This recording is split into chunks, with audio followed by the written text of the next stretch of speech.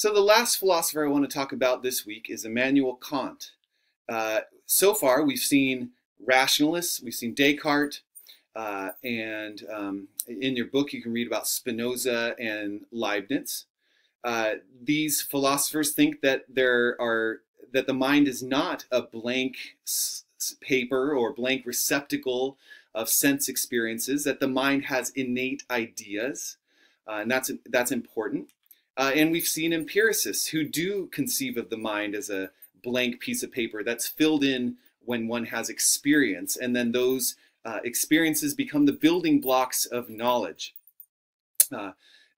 With Hume, though, we see that there's a whole lot that we think we know that we actually don't know, because many of our ideas cannot be traced back to immediate sense impressions. Rather, we take these ideas from our experience and we form a theory on top of them that tries to help explain them, a theory like a theory of cause and effect. But that theory is only known with probability. It's not known with certainty, because what our sense impressions give us are just things happening one after another. Our senses don't pick up on that causal relationship between the two. So Kant grew up in the school of rationalism, but then he read David Hume, and he said that reading David Hume woke him from his dogmatic slumber. And the thing he learned from David Hume is that to have knowledge, you must have a possible experience. You can't, get away from experience. I mean, even Descartes, to come to the realization that I think I am, he had to first doubt his senses. So he still started with the senses and worked his way from there to his, his first principle. But so for Immanuel Kant, no knowledge without a possible experience. Okay, so Kant wants to study what makes for a possible experience. And here he differs with the empiricists. He doesn't conceive of the mind as a blank slate. Okay, so he takes over Descartes' mind-body dualism, which is actually accepted by the empiricists because they talk about an external world, the world of material objects and bodies, presenting themselves to the senses, which gives rise to ideas in the mind. So he takes over this idea of there being a person and there being a mind. And what he calls this mind is the phenomena. And it's the phenomena are the ideas that are presented to the mind. And then there's a world in itself, okay? That would be what he calls the noumena, which is a world in itself, independent of my experience.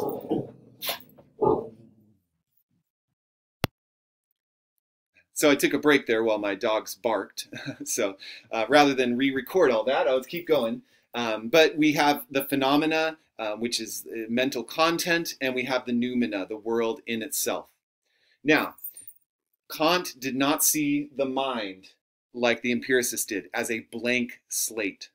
Rather, he saw the mind as coming equipped with categories of experience. Okay, so the mind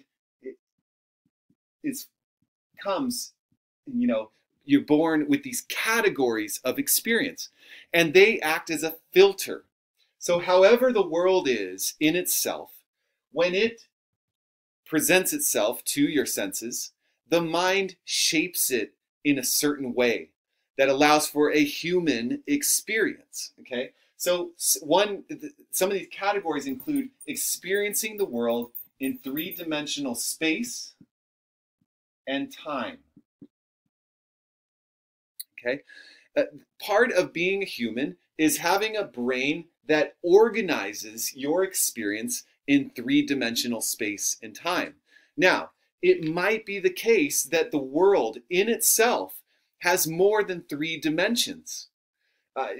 Actually, string theorists using mathematics talk about an 11-dimensional world. But that's not a world that presents itself to their senses. They prove that through mathematics and theory, okay? But the world as it presents itself to us is necessarily three-dimensional, which means that, say the world is 11 dimensions, when it hits our eyes and in our ear, when it hits our eyes, it becomes filtered from 11 dimensions into three dimensions. And that is how our brain is wired to experience the world. And perhaps string theorists are wrong, and there are hundreds of dimensions in the world in itself. Well, our brain is such that it filters that experience into three, okay? So also another category is cause and effect. Whereas Hume thinks of cause and effect as an idea that we develop that kind of goes beyond sense impressions, Kant sees cause and effect as a condition for experience. Our brain is wired to see things as causally related. We can't help but do it. So there's no stretch of the imagination to see one billiard ball touching another and then that billiard ball moving. Our mind is wired to see those as causally related, and we think in terms of cause and effect. Another category, unity and plurality. Our mind is wired to take things from their context and see this whiteboard as one, solid, unified whiteboard, and to see all these books as unique books that we see also them in a plurality. We see multiple books, and our mind experiences them that way. Our mind categorizes things in that way. That's why they're called categories. So there are many more categories, another one being reality versus fiction. This is why when we sleep and we wake up, we can know that our dream wasn't real, because our mind is wired in a way to separate reality and fiction. Okay, so what this means in terms of epistemology and what we can know is that for Kant, we can know what happens within the mind. This means that, as the world is presented to a human mind that's wired in this specific way, we can know that Newton got his physics right, that gravity is the weight that he assigns it, and so on. We can know that, because it exists in our minds, and our minds are conditioned to know certain things, okay? But Kant still can't get over some great degree of skepticism, because the noumena, or the world prior to our experience of it, prior to our mind filtering it in a certain way, is unknowable, okay? No knowledge of the noumena, okay? Because we can only know what we can have a possible experience of. And we cannot possibly experience the noumena, or the world unconditioned by the human mind, okay, or unfiltered by the human mind. So Kant allows us to know, in a sort of limited sense, in terms of the way that the human mind categorizes things, we can come to know phenomena within the human experience. We cannot know a world outside of the human experience. Okay, and interestingly, he put God in the realm of the noumena, because the mind, filters the world. So the mind filters it so that it experiences the world in a finite way. But God is thought to be an infinite being. That an infinite being is beyond a kind of being that our minds are wired to know. That said, Kant, a Christian, thought that we could have a rational faith in God. So it puts God outside the realm of knowledge, but we still might have faith that God is as we conceive God to be.